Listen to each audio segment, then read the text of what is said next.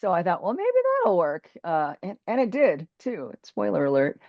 Mm, Um, so I've always been passionate about hospice. I've just, ever since I started doing it, and realized, how important the work is, and uh, how you can have a really good death versus a bad death by being prepared and not afraid, and asking the questions and being able to hear the answers and having conversations, with your person who's dying. Hi, I'm Cian Xiao. and I'm Sammy Winemaker. We talk about ways to put the human back at the center of care. The Waiting Room Revolution starts right now. Welcome back to the Waiting Room Revolution. Today we are thrilled to have back our friend, hospice nurse Penny. You might remember her from a previous season, but she is a social media influencer on TikTok, has had over 17 years of experience working as a hospice palliative care nurse, but has dedicated her mission through a podcast, through her new book, to normalize dying and to demystify it and to talk with us. So we're welcome back, Nurse Penny. Hi, thanks for having me back. You know what? I would say that Nurse Penny's bio should also read just what a crusader she is for being so genuinely herself and authentic and raising so many other social issues, actually, like separate from dying and death. You've been so brave to put yourself out there, Penny. I really appreciate Thank that. you. Yeah. Thank you. Thank you. I definitely want to, present myself as authentically as I can. It's so easy for people to pretend that there's someone they're not on social media or Mhm. just in the internet in general. And I feel like when I'm talking about something that's sensitive like death and dying, and I want people to trust me when I say, you don't have to be afraid. And I feel like the best way to get them to trust me is to just try to be authentically who I am. Mhm. Well, we might go back a little bit for people who are tuning in and they didn't listen to the previous episode. Tell us a little bit about your journey and that led you to want to, even tackle this topic. Well, so it's been 20 years now that I have been a hospice nurse, and recently retired just a few weeks ago. Mhm. But, I didn't go to nursing school until I was 40 years old. I Mhm. had been a stay-at-home homeschooling mom, and my husband and I decided to get divorced, and I needed a career. And I thought, well, nursing sounds interesting. And there were a couple of reasons why I went into hospice. We had an experience with hospice when his stepmother died a year prior to me going to nursing school, and I was just so fascinated by the nurses. I felt like they were just really doing such honorable work. It was really like truly service work. All nursing is service work, but to me that just resonated as being something that was just above and beyond. It was just sacred. And I had had kind of a rough go earlier in my life with drugs and alcohol, and gave my son to his dad to raise, and went to jail. And I felt the need to do something that was really going to be meaningful to me, to kind of redeem myself for my Mhm. past. And so it felt like hospice was the right thing. I also had a severe death anxiety, and had never been around death and dying, didn't had never seen a dead body. And somehow I thought, well, maybe this is like, what do they call it? Immersion therapy, when you, expose yourself to something so Yeah, that you yeah. can try to get over it. So I thought, well, maybe that'll work. And it did too. Spoiler alert. Mhm. Um, so I've always been passionate about hospice. I've just, ever since I started doing it, and realized, how important the work is, and uh, how you can have a really good death versus a bad death by being prepared and not afraid, and asking the questions and being able to hear the answers and having conversations, with your person who's dying. I just saw that over and over again. So I've always been really passionate about it. And in 2020, when the pandemic hit and we had the shutdown, I discovered TikTok, and I just thought, well, maybe this is a way for me to.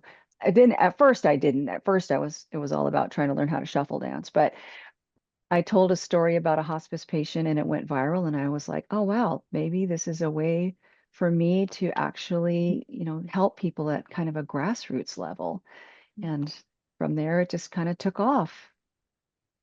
It's so hard to believe that it was only since 2020 that, like, really, when you think about how successful you've been, how well known you are, um, like how you've branded yourself, like to think that it only just happened recently because you seem so good at it, so comfortable at social messaging and public messaging, and how you've conquered these social media platforms that, unless you grew up on this stuff, it's not so easy. Like, I give you a lot of credit today, because, Sienna and I were just talking about social media for me is like really an uphill battle. Like, I really, really don't like being on it, and I have faded away from what I was doing before.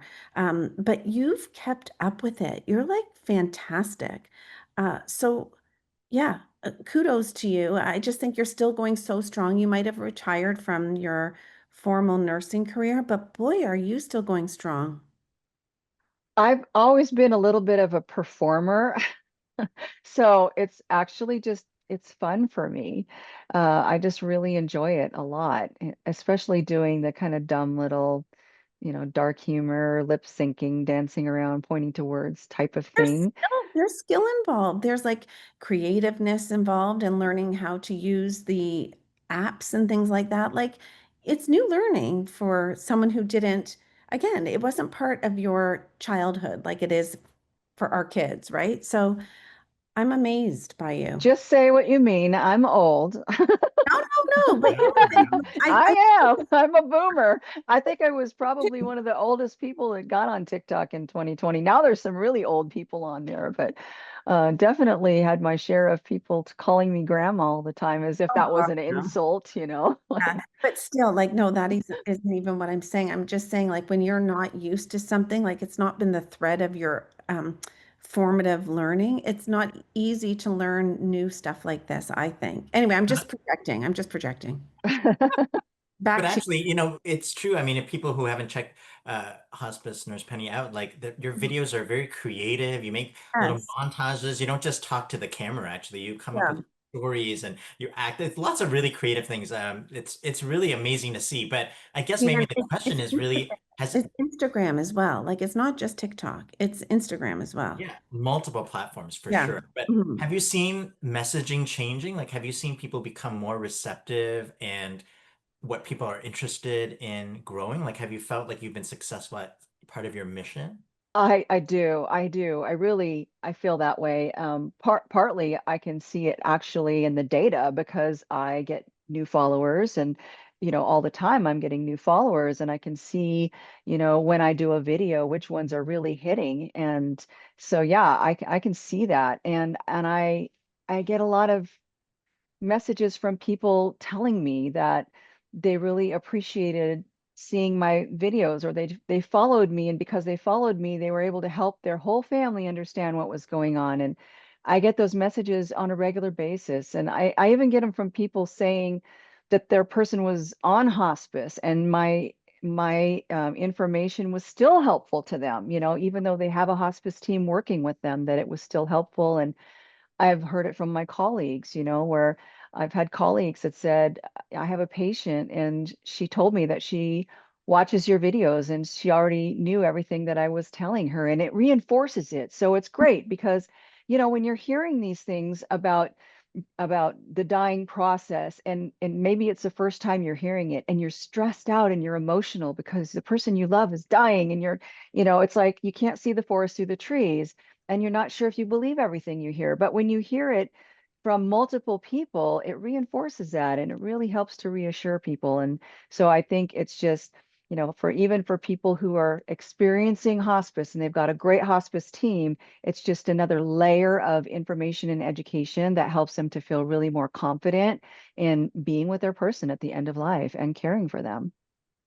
Were you worried at all that retiring from your clinical work was going to change your um, attraction on to people? No, I wasn't. I haven't done clinical work. I haven't done clinical work since I got on TikTok. I've been a hospice quality assurance RN.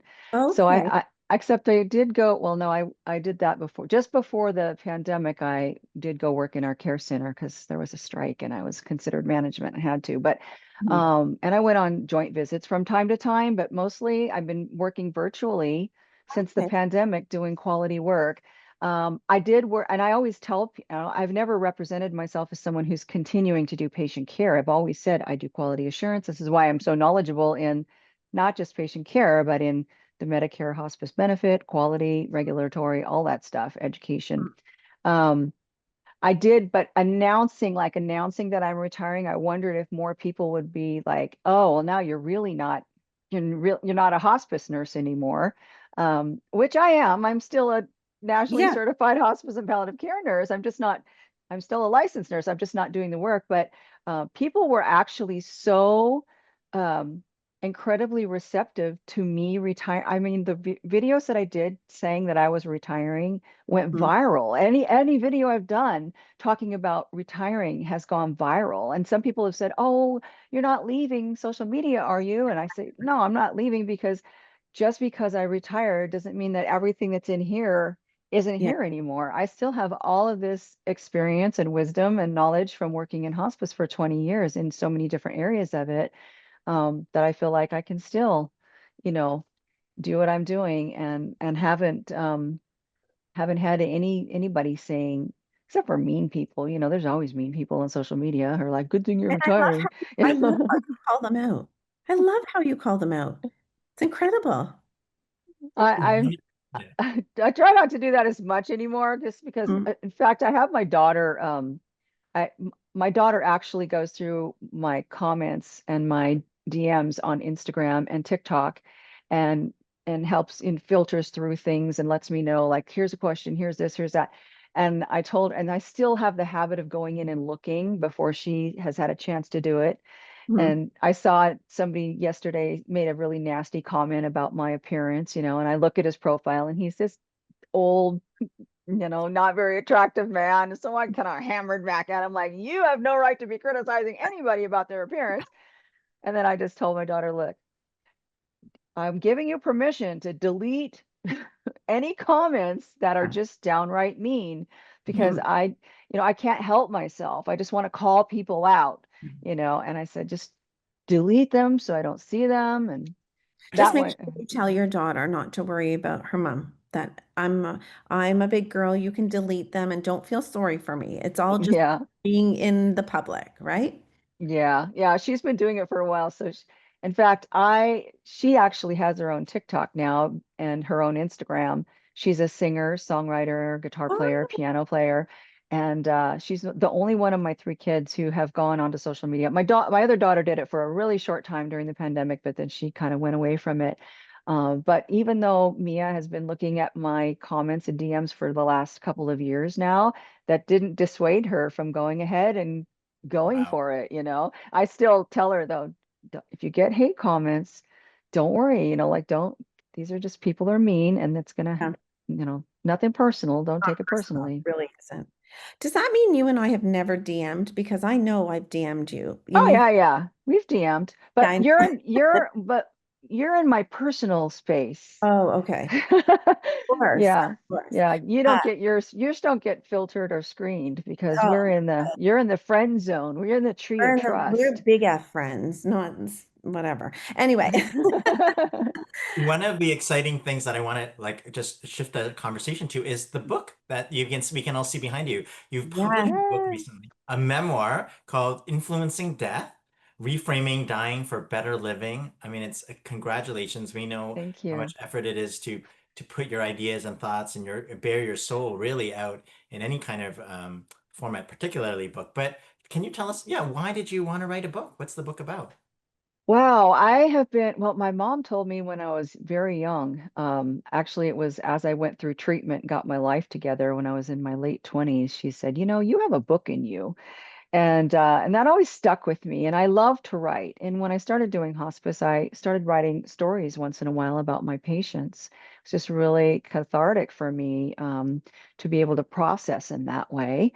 And I just felt like, well, what happened was in about 2018, I was kind of tired of seeing all these medical shows that are not really medical and never saw anything about hospice or death and dying. And as you guys know, death on TV is only realistic when it's bloody and traumatic, right? It's never realistic when it's a normal, natural death. Mhm. So Amazon had this program where you could write a screenplay and they would select amateur writers and make a screenplay. So I started writing, I took my stories and I started writing in there and I thought it would be interesting to kind of have this little like juxtaposition between my past and becoming this angel hospice nurse. And Yeah. so I started writing this and unfortunately then Amazon did away with it. They were like, yeah, we're not going to do this anymore. Hmm. So I shelved it for a while.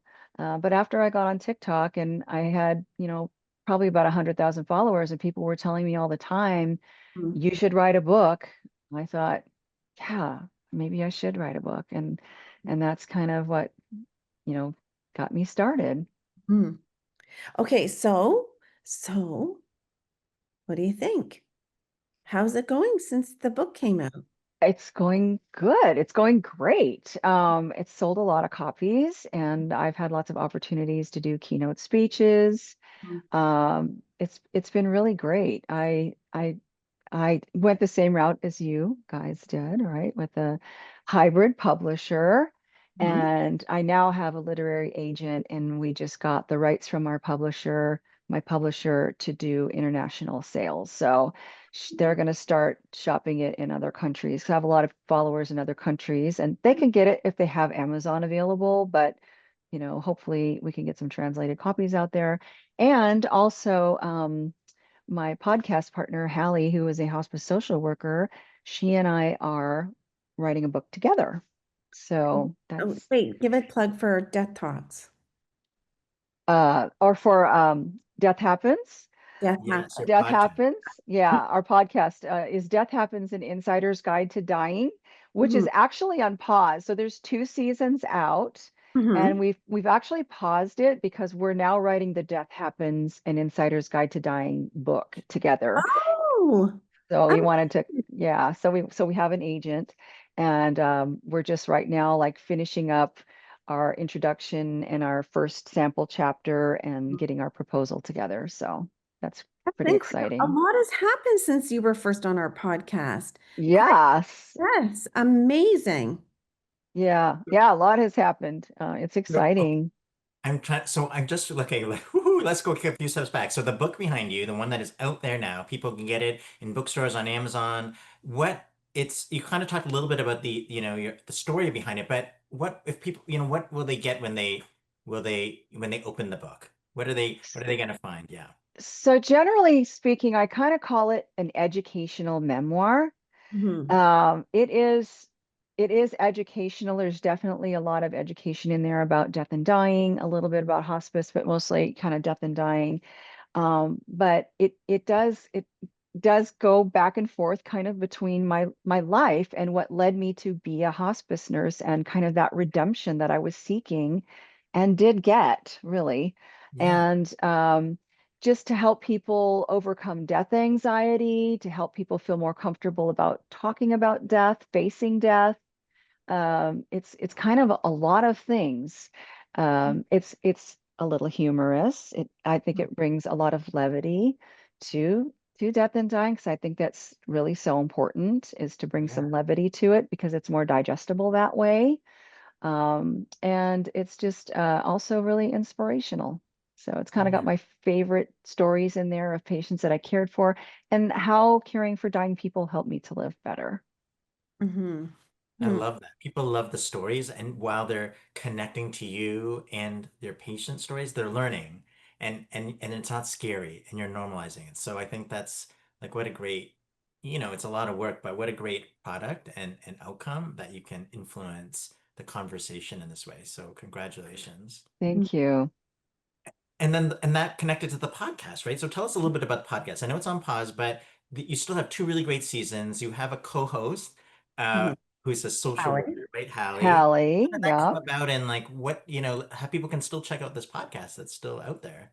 So it's on Spotify and Apple or iTunes, and it's on YouTube as well. That's one of the reasons that we paused it is because the editing is just brutal. it takes so much time to edit and to schedule and but it is Hallie is a social worker, so Mhm. she brings a lot to the table too, because that's a really important part of caring for people at the end of life is the social worker role. And we've had some really great guests. Sammy has been on it, and love Sammy. She's one of our favorite guests that we had on.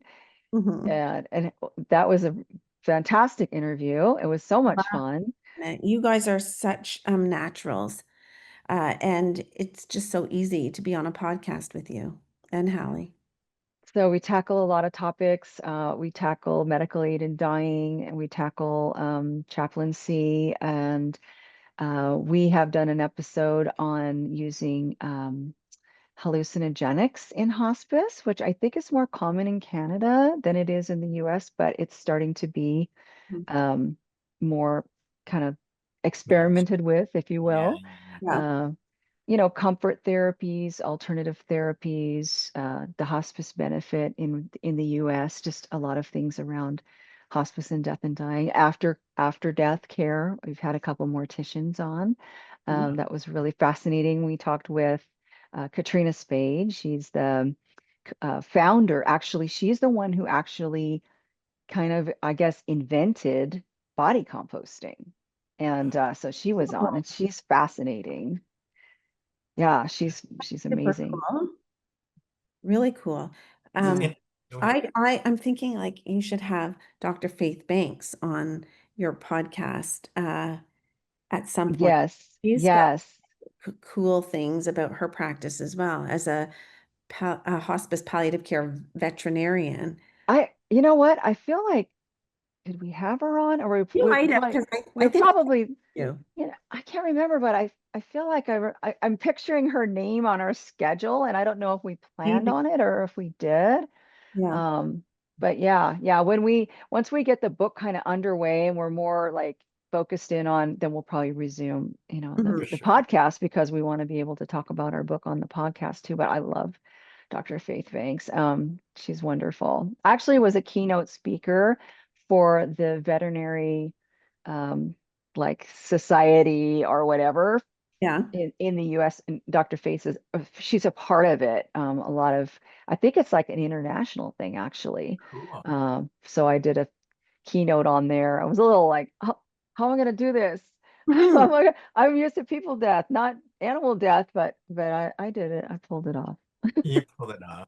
I Of love the idea for this course, podcast of because it course kind you of would sounds pull it like all off. these hot topics, right? These taboo topics and myths about things, and you just kind of talked in your way with Hallie, like to break it down. So and there's so many, and I guess that maybe is the impetus for the book, where maybe each chapter will be some of these topics, like mortician care and social work and chap all these topics and people and their role, and I'm looking forward. That sounds like a great idea. Yeah, and lighthearted with some levity. Again, we're wanting to kind of just be real down to earth and real, and bring a little humor into it sometimes, and just make it more palatable for people. Mhm. Mhm. Do you feel like, as you know, Sammy and I have been, we work in palliative care, but so much of our mission is to try to go upstream, right? Early on in an illness, before the last weeks and days. And I think many people think that hospice approach and palliative care approach is for the last weeks and days, but really there's so much benefit for whole person care, relational care throughout the whole journey. And so do you feel like, through all your videos and education, that we're making inroads in getting an early palliative care approach? Or do you think people are, or maybe they're curious about the end and therefore they'll be more knowledgeable early on? They're more, yes. So yeah, from the perspective of the public, yeah, I think that's starting to happen, where people are, because a lot of people that will come into a live and they'll say, "What's the difference between palliative care and hospice?" So they're hearing about it, and Mhm. palliative care is just not hasn't been really huge in the US, and it's really starting to, it's not always available for everybody, but now it's kind of starting to be more prevalent in the US, Mhm. and people are hearing about it more. So um, yeah, we're starting, but anecdotally I would say we still have a long way to go.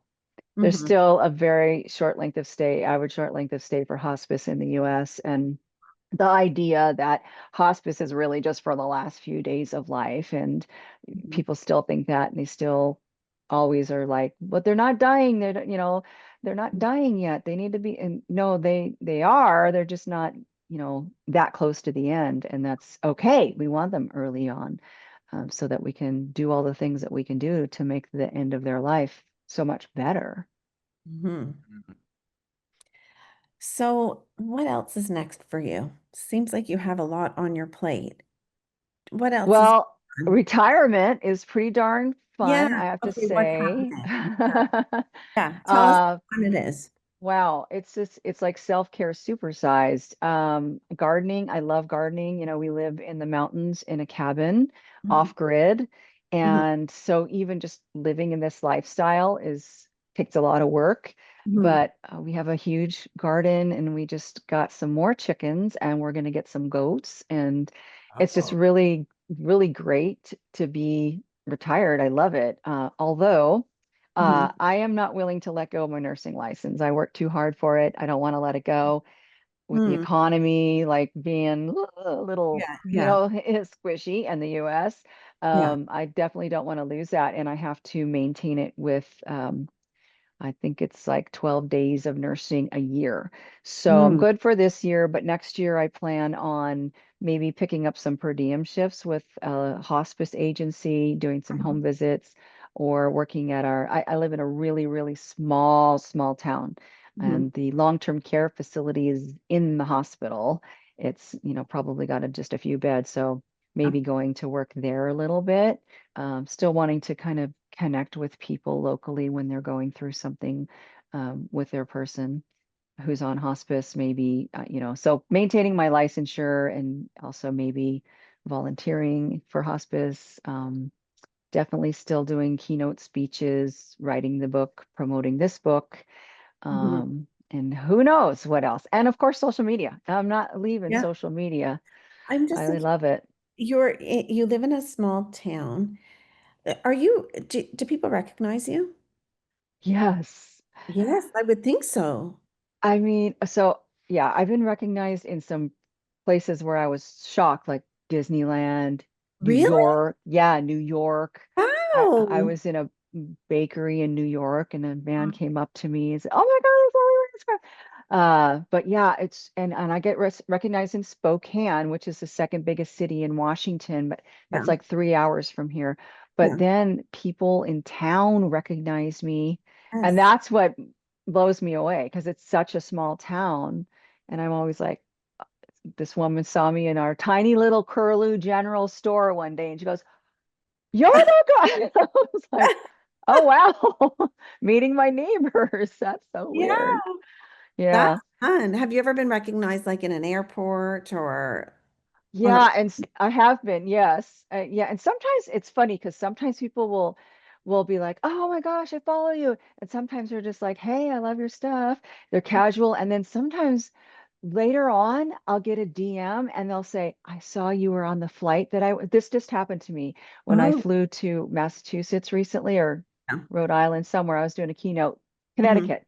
Connecticut. She said, "I was on the flight with you to Connecticut, but I didn't want to disturb you." And so I'm Oh, like, that's very "No, you should say special. So hello." nice, isn't it? Yeah. Yeah. Okay, so have people asked you to sign your book? Yes. Yeah. Yeah. Yeah. Okay. I've had, So a few questions about that. uh-huh. What do you sign? So if I'm doing a book signing event, and I've done a couple, and to be honest, in the places I've done them, not a whole lot of people showed up.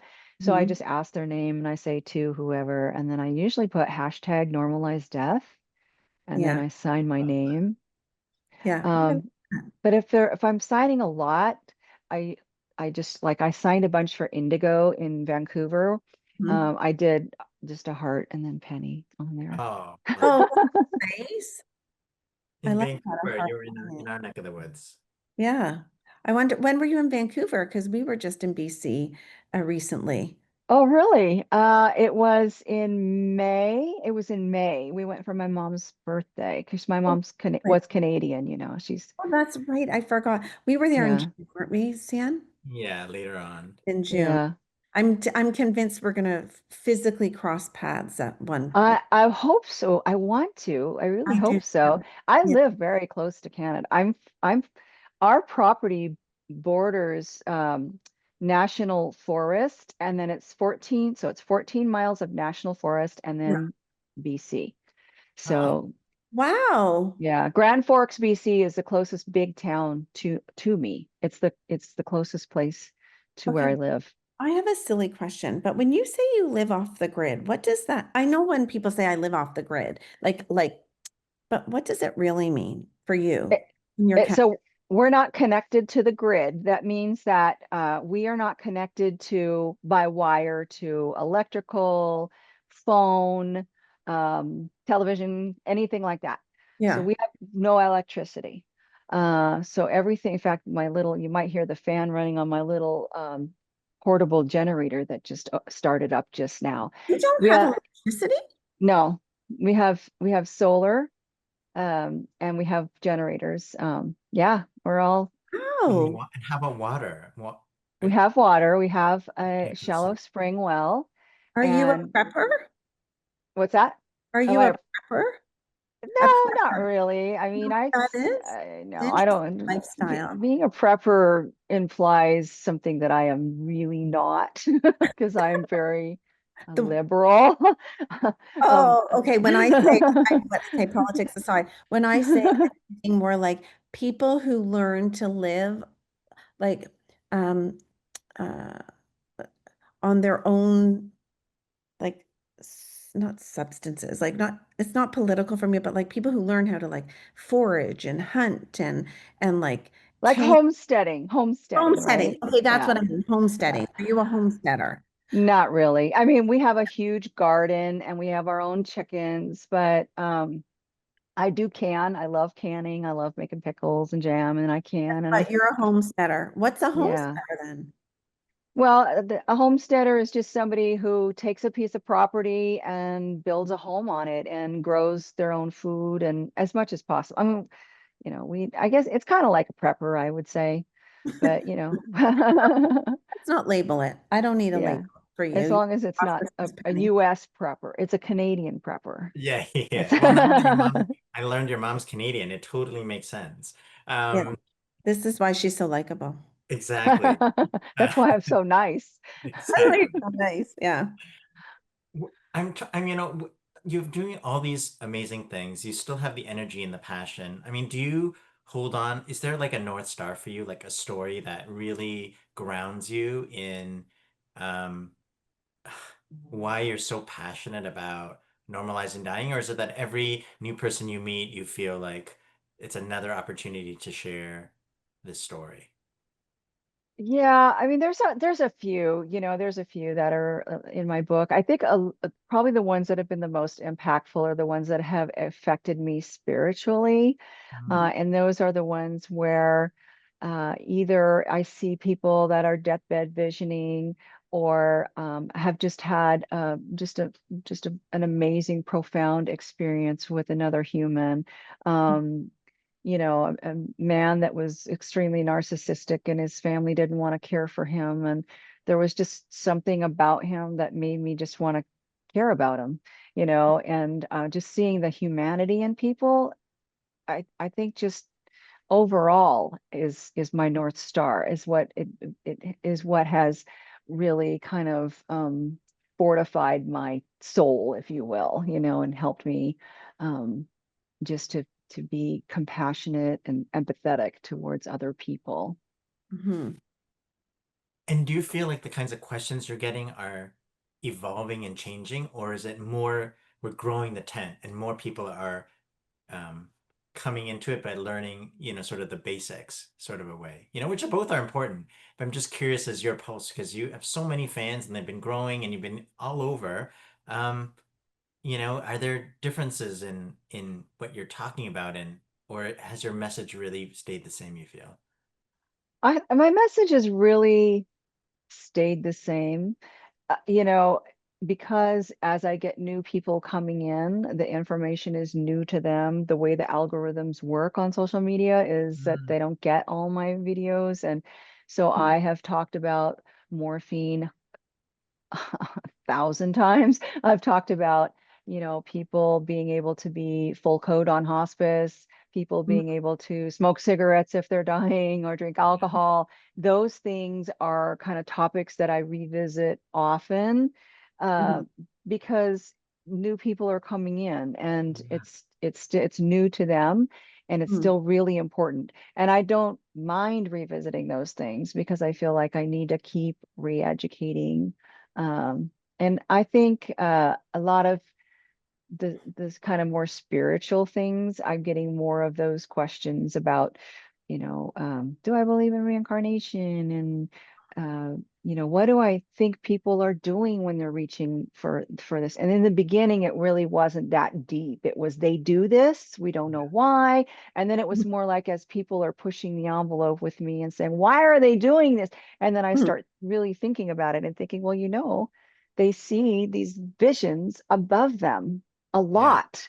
And so it makes sense to me that that's what they're doing. They're reaching. Plus, they sometimes will even say the names of people as they're doing it, so that type of thing where people are like, but why? They're like wanting to know more and more. Medical aid and dying is definitely one, Mhm, that they want to know more and more about that. They want to know more and more about VSED.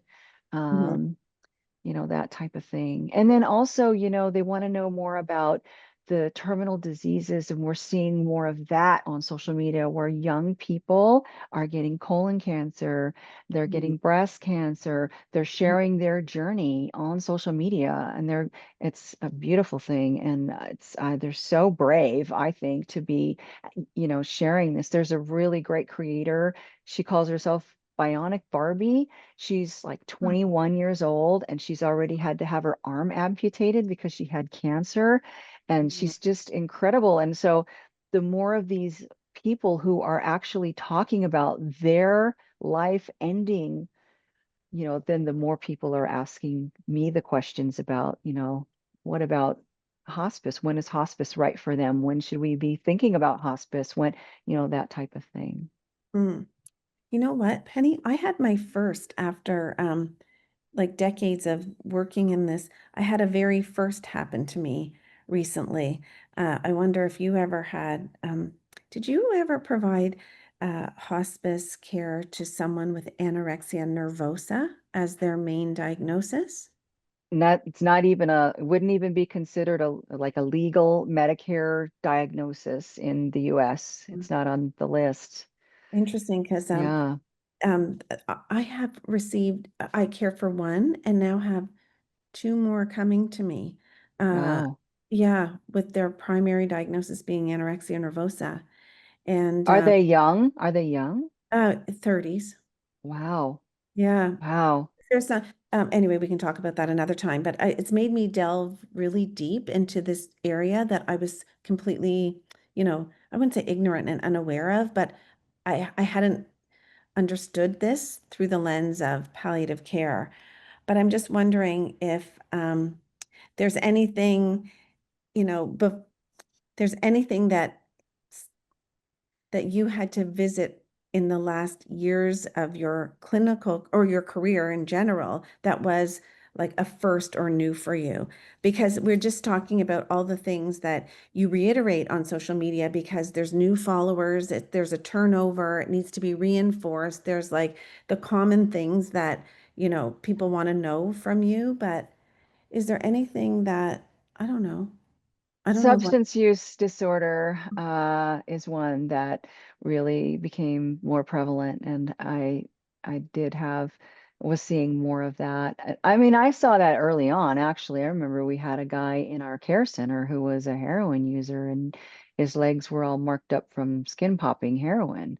And he was continuing to use, and we had to actually discharge him because he wouldn't not use. People were smuggling it into him.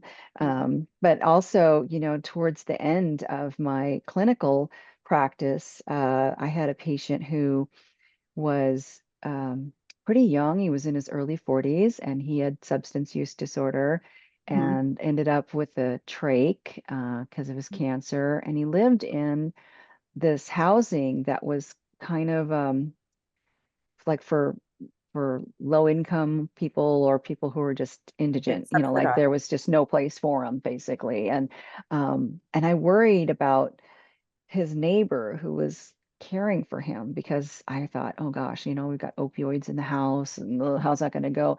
And his neighbor just cared for him with so much tenderness, and there was never an issue with the meds. The count was on every single time. There was no abuse of the meds. He wasn't, it was a really great experience. Um, Mm, the other thing that was really something that was eye-opening to me was when a patient of mine, right, she was like one of my last patients that I cared for. And mhm, she was 32 and she had pancreatic cancer and she was in the hospital for agitation, mhm, terminal agitation. mhm, And the day I went to meet her, she was completely incoherent. She was just whipping her head from side to side and just babbling nonsensically. So I went and talked to the nurse, and we made a plan to give her Haldol around the clock. And she mhm, said, well, she had Haldol in the ER already. And I said, she needs more. She needs more Haldol. She needs to have it around the clock. So they mhm, started giving it to her around the clock. And the next day I went to see her, and she was alert, sitting up in the bed, stuck her hand out, introduced herself to me. And mhm. I said, yeah, I was here yesterday, but you probably don't remember. And she goes, I was so out of it yesterday. She said, I think I had a nervous breakdown. They told me I had 3 months left to live, and I'm a hospice social worker. And I Oh, just knew what that meant.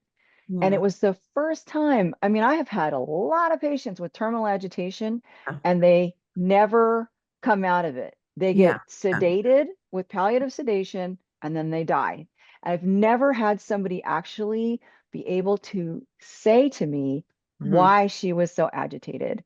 And it kind of like really reinforced the idea that it's existential. Like mhm. when people have terminal agitation, it's existential, that she was like, oh my gosh, whoa. She was on the receiving end of the bad news that she had so often been, witness to in her work as a hospice social Yeah. worker. Oh, that's pretty profound. Yeah. Yeah. She lived another, I think, 3 weeks and then she died. Wow. Are there things that you wish you had put in your book? Yes. Yeah. There's lots of stories that I wish I would have put in there. In fact, I've been talking to my agent about doing a second edition because I've Mm, got other stories that are really, really good and wished I would have put them in there. do And you then wish? there's the typos and the stuff like Oh, that you realize when you're doing the audio book, you mhm. realize, oh, I already said just in case 3 times in this book. Department of Redundancy Department. Wish I wouldn't have Oh. done that.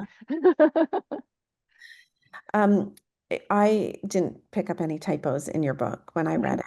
So, and I read it in one day, your book. It just like it's a very um, easy to read, quick, interesting book that you don't want to put down because Thank you. want to know more about how hospice nurse Penny got through this, or why is she telling me this in this book? And then, oh, that makes sense now. And so I really enjoyed it. Thank you. When people were telling me that early on when I first, started when it was first out there, people were saying, "I read it in one day." And I was like, "Is that bad? Is it bad that you guys are reading it so fast?" And they were like, "No, no, it's good. It's really good." Yeah, it means they don't want to put it down. Yeah, it means they're hooked. Um, and yeah, and I love, the approach of like your story is the core. It's sort of like you said, it's part memoir, but it's also the we woven in all these other stories. So they're learning, but they're also learning about you, which would be it's a fascinating in a way. It's it's a tough thing to pull off. So Mhm. um, it's exciting. And the other stories, they'll come out in your TikToks or your or in yeah, other social media or another version of the book for sure. Mhm. Mhm. Yeah.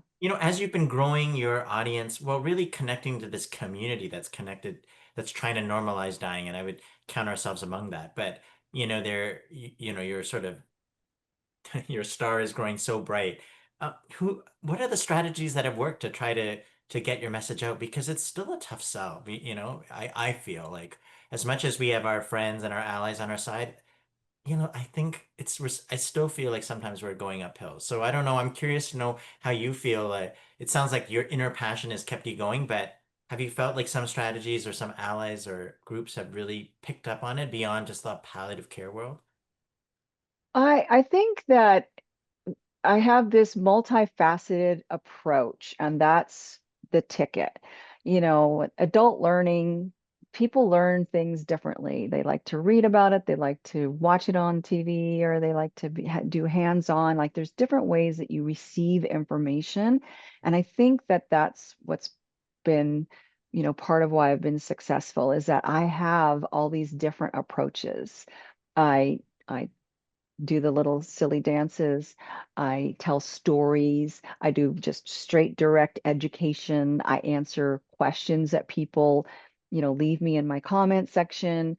I have these different approaches, and I think that that's why it's been good because, people just receive information differently. Mm. Um, and you might be somebody who's just thinking about hospice and you see like a funny little skit and you think, oh, that was cute, like, that's kind of interesting. Or you might be a hospice nurse or other clinician and you see like the story and you say, oh, yeah, I've experienced that. In fact, somebody just sent me a message. She's a hospice nurse and she read my book. And I said something in there about OCD. And I have OCD, and I talked about when I had my son that I had these not visions, but and not urges, but I could just kind of see myself like taking my son and just dropping him on the floor. And it was really scary to me. And I didn't know what that was all about. It was an intrusive thought, which I didn't know Mhm. at that time. And so I wrote about that in my book.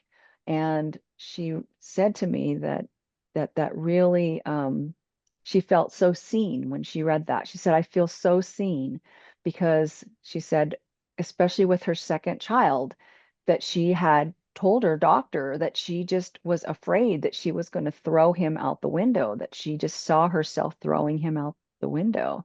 Like you envision yourself doing this, Yeah. and you would never do it. And it Oh, makes you you wouldn't. actually Yeah. hold on to your baby tighter, but you Yeah. envision it and it's just horrifying. And so I think just, being able to and that's another reason why I wrote the book the way I do is because that's how my social media is too. It's not just all about hospice and death and dying. It's sharing my sober journey and the other things about my life or, my beliefs about how we need to treat other humans and, what's going on in the US right now. And so I think that's part of it too, because Oh, people like sorry about that. Yeah. like it connects you. It connects you. I think connecting in a way, like Mm. bringing some humanity to the table, um, helps you feel more connected. Mhm. Yeah. I think yeah, go ahead, Sammy. No, it's just it's so you're so multifaceted. Like it's more than just like the individual things that you're doing and the individual stories. It's just um, you have a whole thing going on that seems to be helping so many people, not only for the, death anxiety and fears around dying and death, but just connecting with people and people struggling with similar issues that you have as well. Um, and that you've been able to walk two roads with, you know, having this sort of skeletons in the closet and dealing with those kinds of challenges, but at the same time pursuing something that, like you said, it feels like redemption to you. And yeah, that you've been able to convey both so well. I think that's why people reach out to you so much, is because you're just so real. Authentic, yeah. Thank you. Thank you. And I want to say, I don't know, like I know you feel like you're not getting as far as you want with what you're doing with your messaging, but you are. And my neighbor who I gave your book, her husband died recently, actually, finally. That book meant everything to her. She read it first by herself, and she read it very quickly. And then she read it with her husband who was dying. And she said it was just life-changing for her to be able to read that book. It meant so much to her because she was going through all of this stuff with him where he was like the doctor was basically saying, "You're in charge, you can call the shots." Mhm. But how do you do that if you don't know the questions to ask? Yeah. You know, how do you do that? It's kind of unfair to say that to someone like, well, chemo's available, but you're calling the shots. It's all whatever you want to do. Yeah. It's not really giving them enough information to make an informed decision. And so them being able to know like what to ask when they went was really helpful. And still she did allow him the autonomy to do what he wanted to do. And in the end, she said, I wish I would have talked him into doing hospice sooner, which was sad because all along the way I kept saying, I'll come and talk to him. I did meet him, but he just didn't, he was highly anxious and he never wanted to talk about the fact that he was dying. He just didn't want to. And I was just, like, just also like, hey, I'm here if you want. I'm not going to push it. And she, after he got on hospice, she said, I should have done this sooner. You were right. I should have done this sooner. And Mhm. I said, well, he's on it now. So, and he Yeah, had exactly. he had severe terminal agitation. Severe. She was giving him meds nonstop, nonstop, constantly. And then she said after the fact, she said it was so traumatizing. And I said, yeah, I get that it was traumatizing, but I hope you also can understand that what you did for him was, an incredible gift. Yeah. Yeah. And that the two can be, it can be true at the same time, right? Both things can be true at the same time, that it was traumatizing, but also that you really gave him a wonderful gift. And she did recognize that, that Mhm. that it was something that she did for him, and she was glad that she did for him. But I just Mm. wanted to say that your book was very helpful to her. Thanks, Connie. Much appreciated. Of all the things that you've accomplished in the last few years, what are you most proud of? My kids. Your kids, of course. Are Yeah. they, do you think they have a different view about dying and death than other kids? Probably. I mean, how has all of who you are influenced them, do you think? Yeah, it's funny. I don't know if I've talked with my son. My son, yeah, yeah, I would say all of them have a great attitude about death and dying. His son's grandfather on their mother's side just died, Mhm. and he handled it really appropriately. And yeah, I think they're all really, really okay with it. My daughters, when my dad was dying, I we lived about an hour and a half from my parents' house. And so my husband, who is their stepfather, was watching over them. They were teenagers at the time, just teenagers. I think they were like 13 and 15. And he died in the middle of the night. And I called my husband and I said, I want you to bring them. I want them to see him. And they had already seen him in the hospital when he was sick. And they do not. I asked them, like when I was writing my book, I wanted to know how did it feel to go and see Grandpa after he died, and they were glad. And they said, actually, what we remember more is the grieving that we all did together because we all just hunkered down at my mom's for 3 weeks and we Mm. were just all there for each other. And to them, they look back at that experience and they say, like, that was actually one of the best times in their life in light of the fact that their grandfather died, who they absolutely loved. Mm. They think it's one of the most memorable and beautiful experiences that they've ever had. And my son was able to come. He was living in, I think, Virginia at the time. So he came too.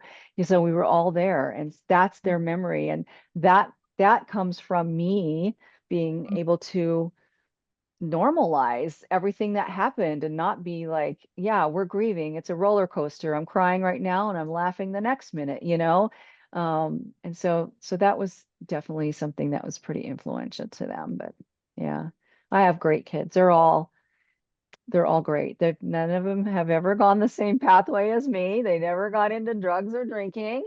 They're all college graduates. My son has a bachelor's in IT. My daughter has a master's in social work. She is a licensed therapist, and my Mm. other daughter is in law school right now. So they've Amazing. they've done really well. I did the parenting style of I did that. You guys are not going to do that. Yeah, I think that's what's vindicated you, really. Not that you need vindication, like who needs that? No, but like that you've raised three amazing human beings who are going to contribute in amazing ways to this world, um, is something you should pat yourself on the back for. Yeah, I do. I'm proud of them. I'm really proud of my kids. And my Yeah. son, I gave my son to his dad to raise when he was 4, and I didn't get him back in my life until he was 10. But he came to live with me when he was a teenager. I think he was 13. So, like, during those really formative years, he came to stay with me for 1 year. And then he said, I'm not going back to my dad's. I'm staying with you. And he did. So I was able to you know, Yeah, how impart. did what did he think of the book? Like that it's like because you're telling your story, but you're telling his story too, like a piece of it. Yeah. Oh, That's a great question, and I'm going to ask him because I don't know, he told me he was going to read it mhm, when he went on his vacation. I went over and babysit. They finally moved to mhm, Washington State. They live on the other side, but I go babysit for them. And they just went on a vacation a few months ago, and I'd asked him, "Have you read it yet? Have you read it yet?" And he said, yeah. "No, I'm going to read it when I'm on the plane." And so I forgot to ask him. Mhm, I need to ask him. But my daughters both really love it. My yeah. my oldest daughter actually was my first informal editor. Yeah. She and I kind of wrote it together, and that's something that was like, the older we get, the more I think we look back on times of our life and think those are the times that I really want to remember. Mhm. And especially when we work in death care and Yeah, we're yeah. so acutely aware of the fact that we are going to die. Mhm. Um, that some of the best times of my life being in it because she lives in North Carolina, and so we would get together, like we went to Disneyland a couple years ago, and in the Airbnb, like going over it. And then last summer she had surgery, and we went to New York together so she could have surgery, and we were at the Airbnb, laying in bed together, going through it, so she actually helped me to write it. So she, of course, really likes it. Mhm. She was really good because I would sometimes start thinking, is this even any good? Is this a mistake? Should I? And she'd be like, no, Mom, it's really good. You got to keep writing. It's such a good book. I'm like, okay. That's great. I mean, Yeah. and you're in I both of have you. another question about your son, though. Oh, go So ahead. Okay. he's going to read the book, hopefully on his holiday. You're going to check in with him.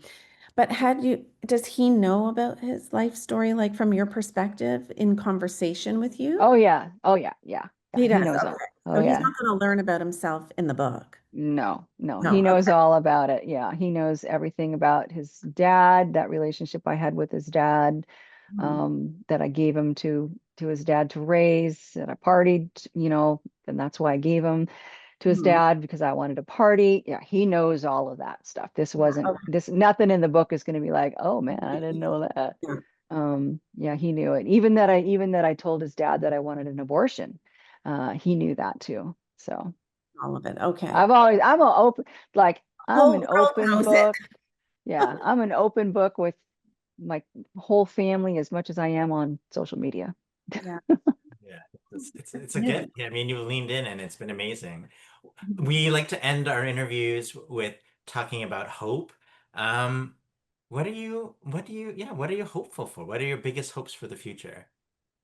Oh, my biggest hope is that we will somehow get to a place where we will make a better world for our kids and my grandkids. I worry about the state of the world. I'm not just talking politics in the US. I'm talking the plastic in our environment, animals that are going extinct, just the toxic things that are around us. I really worry a lot about that. I think that's another reason why I am where I am is because I'm trying to live a lifestyle that is less polluting and toxic to the world, like doing whatever I can to garden without chemicals. And we don't use any chemicals on our property at all, like just trying to preserve this piece of the world, because I'm so worried that my kids aren't going to have a beautiful place to grow up in. So my hope is that we're all going to come together, um, all of us, and there will be peace on earth, and we'll care Yeah. about the environment and care about other people. Yeah. No, I mean, you said it. Honor. Yeah, you said it in your way, but I mean, the sentiment is very real, and I appreciate that so much. Penny, thank you so much for joining us. Thank you. It was so fun. Yeah. Just sneezing, sorry. I was like, what's happening? You were sneezing off That's camera. all. Yeah, Technical difficulties. Penny, you're incredible, and Thank you. did not disappoint again. Thanks for listening. Our workbook, Applying the 7 Keys for Navigating a Life-Changing Diagnosis, is available now at all online bookstores. Visit our website for more details and to access our free resources, event listings, and learn all about our movement. The best way to keep up with us and our work is to join our newsletter list, or better yet, become an ambassador. This episode was produced by Maggie Sivak, myself, Kayla McMillan, Shilpa Jyothi Kumar, Bethany Bachanfuso, and Kathleen Bartlett. Our theme music is Maypole by Ketsa.